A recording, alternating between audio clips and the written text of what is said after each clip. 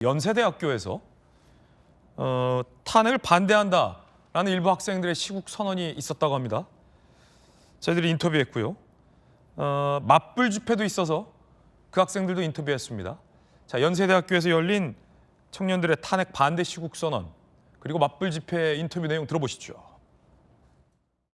청년들은 이 나라를 지지하고 있던 삼권 분립, 법치주의, 자유민주주의가 훼손되고 있는 것을 목도했기 때문에 거리로 나오게 된 것입니다.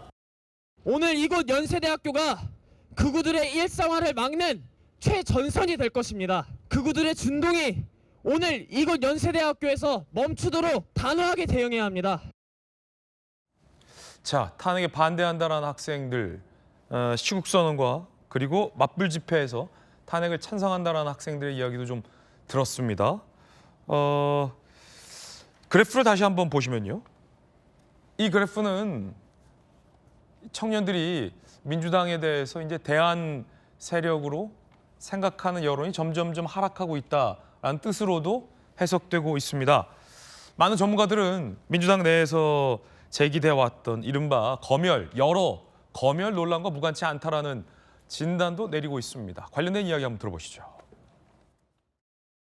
커뮤니티에서 단순히 퍼나르거나 카카오톡을 통해서도 내란 선전과 관련된 가짜 뉴스를 퍼나른다라는 것은 충분히 내란 선전으로 처벌받을 수 있음을 말씀을 드리겠습니다. 허위 조작 정보 문제는 예를 들어서 이재명 대표가 동네에서 개 모으다가 그 개똥 갖고 토꼈다는 등 뭐 이런 그 악의적인 이야기들이 계속해서 아니라고 분명히 밝혔음에도 불구하고 그것들을 끊임없이 퍼뜨리는 행태들, 이런 것들은 허위 조작 정보죠. 가짜 뉴스의 정의와 기준이 뭔가요? 사실이냐 아니냐의 문제지요. 근데 갑자기 좀 생각해 보지 못했던 질문이라서 그런데 그걸 사실과 가짜가 구분이 안 되나? 대란이라든지 5.18이라든지 이런 비교를 적당하게 하세요. 그 관련이 되는 비교는 아니잖아요. 그 사례가 잘못됐습니다. 기자님 오해가 있으실까 말씀드리는데. 그만합시다. 나는 그만하면. 예. 오해가 있으실까 말씀드리는데 저희가 그렇게 무리하게 하지는 않습니다. 수준을 높여라. 카톡 검열 논란이 일자 질문하는 기자에게 수준을 높여라라고 외쳤던 민주당의 과방위원 양문석 의원의 이런 기자회견 혹은 이런 발언 논란 등이 20대 청년들이 민주당에게 등을 돌리게 하는 영향을 미쳤다는 분석들도 나오고 있는데 정확한 이유는 잘 모르겠습니다. 김정은 의원님, 왜 20대들이 이런 민심을 보이고 있다고 보십니까? 글쎄 좀 더 면밀한 분석은 좀 필요할 것 같고요. 우선은 그 대통령 면회 접견을 의원들이 연달아서 가고 있는데 사실 공수처에서 가족들의 면회도 이제 접견 금지, 변호사만 가능하다라고 했을 때는 인권 침해다 이렇게 얘기했는데 지금까지 가족들 중 누구도 접견을 했다는 얘기가 없어요. 왜 그랬는지 참 궁금하고요. 그리고 이제 의원들도 어제를 마지막으로 해서 뭐 안 하겠다 이런 얘기도 하고 있는데 단연 의원들 중에 법조인 출신들이 상당한데 대통령의 그냥 메시지를 선동하는 메시지를 그냥 전달하는 그런 역할만 하고 있는 것 같아서 좀 안타까운 점이 많습니다. 그런데 청년들 얘기를 이제 여러 차례 하고 있다고 전해지는데 이태원 참사 때 우리 청년들에게 어떻게 했는가, 최상병 사망 사건 때 어떻게 했는가, 그리고 유리창을 깨고 국회로 난입한 계엄군은 청년 아닙니까? 청년을 이용한 거잖아요. 그러니까 지금 계엄군들의 자괴감도 이루 말할 수 없을 거고 트라우마가 상당할 텐데 그런 걱정은 안 하는지 일단 저는 참 이 메시지에 대해서 좀 황당하다 이런 생각이 먼저 들고요. 다만 지금 정권 교체냐 유지냐 연장이냐 이런 내용과 관련해서는 기본적인 전제는 계엄이 분명 잘못됐다는 것, 그리고 조기 대선은 확실시 된다는 것, 그거를 상정해 놓고 나오는 여론조사라고 저는 생각합니다. 그런데 한 달 사이에 굉장히 급변하고 있어요. 그래서 저는 이 추이에 미루어 봐서는 또 앞으로 한 달, 두 달 사이에는 어떤 방향으로 흘러갈지도 확실하게 우리가 장담할 수 없는 상황이라고 일단 보고요. 그러나 중요한 건 민주당이 긴장해야 된다는 거죠.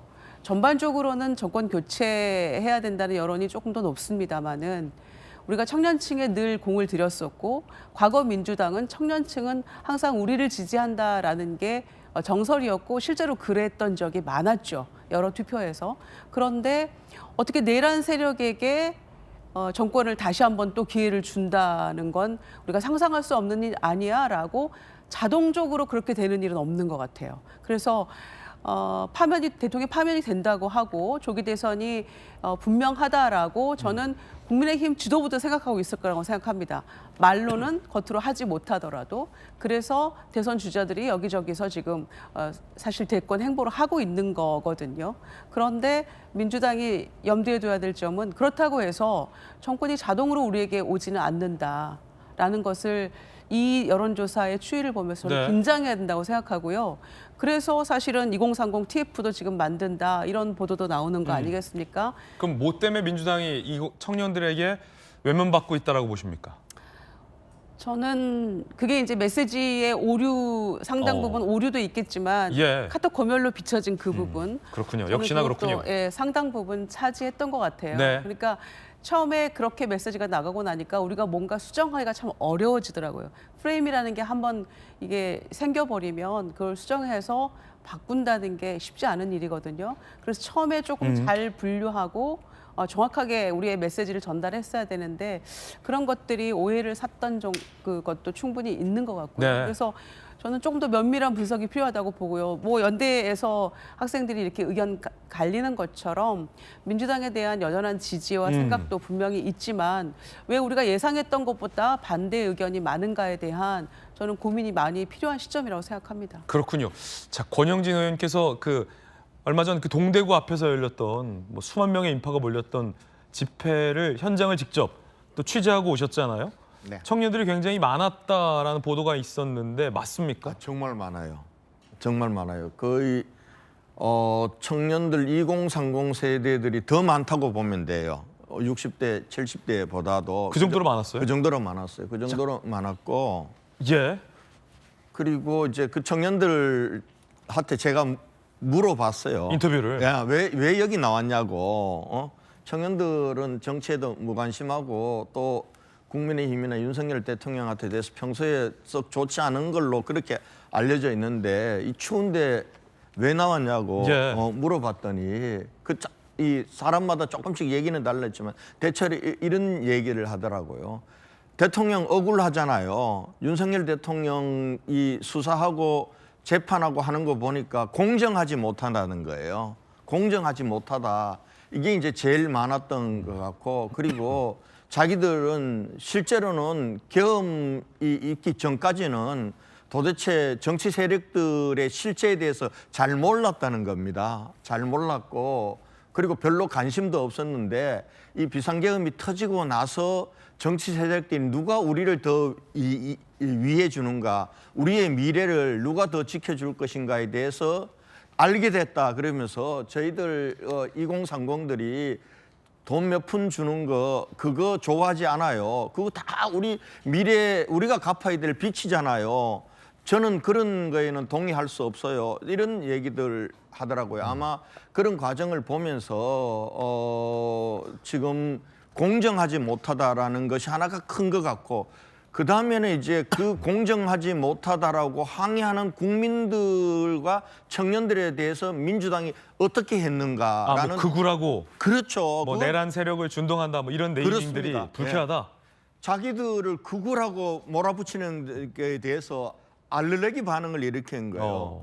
자기들은 극우가 뭔지도 모른다는 거예요. 자기들 보수가 아니래요. 자기들은 진보도 보수도 아니고 단지 자기는 이렇게 지켜보니까 윤 대통령에 대해서 너무 가혹하게 하고 불공정하게 하고 그리고 민주당이 하는 것을 보니까 너무 자기들이 생각하는 자유도 박탈하고 독재적 발상으로 카톡 검열하고 이런 거에 대해서 우리는 항의하러 나왔지 우리가 뭐 보수 편을 들러 나오고 진보를 반대하기 위해서 나온 거 아니라고 그들이 분명히 얘기하더라고요. 그런 면에서 저는 아마 우리 국민의힘 쪽에서도 그 청년들이 언젠가는 우리도 조금이라도 그들에게 불공정한 모습을 보이거나 오만한 모습을 보이면은 언제든지 청년들은 다시 떠나갈 가능성이 있다는 거에서 우리가 잘 좀 우리 스스로를 경계해야 된다고 보고요. 국민의힘이 예뻐서 지지하는 게 아니다는 거군요. 아니죠. 그래서 민주당이 하는 지금과 같은 대응으로는 제가 보건대는 청년들의 생각과 행동을 바꾸기는 쉽지 않을 거다라는 게 제가 직접 집회 현장에 나가서 많은 청년들을 만나고 난 결론이다. 그렇게 말씀드리겠습니다. 현장에 있던 권영진 특파원을 통해 한번 들어봤는데 극우 네이밍 말씀하셔서 최근 민주당과 전환길 씨 사이에 일타 강사, 민주당에서는 이제 극우 세력이다, 내란 준동 세력이다라는 취지의 비판을 하자 전환길 씨가 내가 언제부터 극우였다고 나한테 극우라고 하느냐라며 반발했었던 논란도 다시금 떠오르는군요.